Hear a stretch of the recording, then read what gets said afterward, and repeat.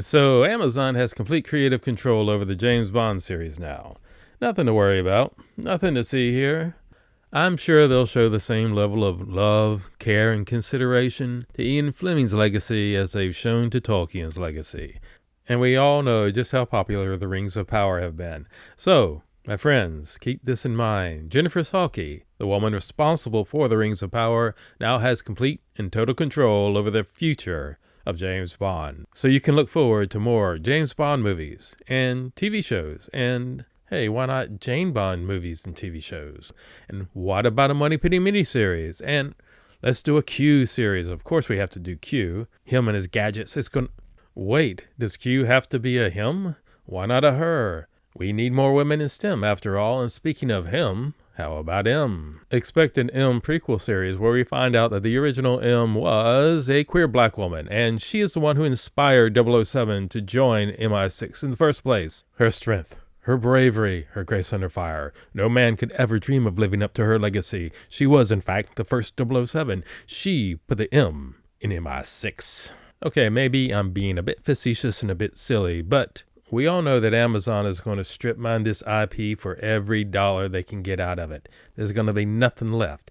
They're going to squeeze every last drop out of this stone, and of course they're going to update it for modern audiences. As a comforting example of the kind of people in charge of James Bond now, here's a recent quote from an executive at Amazon. Quote, "I'm sorry, I have to be honest. I don't think James Bond is a hero." Unquote. And you might not be too fussed about it because after all, we have all these old James Bond movies that we can watch.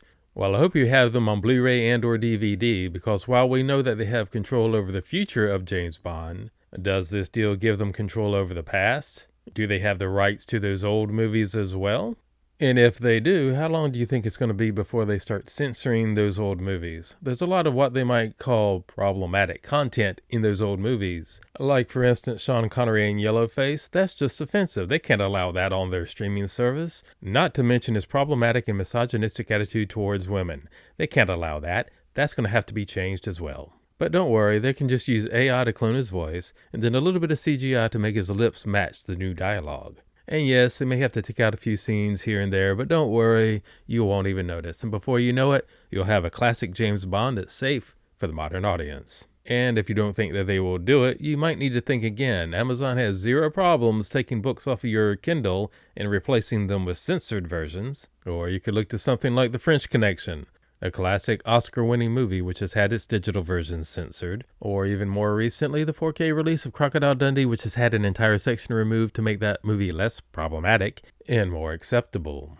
What I'm trying to say is, I think this is very bad news. And you don't have to be a big James Bond fan to care about it either. I think this is going to be even worse than when Disney took over Star Wars. You would think that they would have learned from George Lucas's mistake, but apparently not.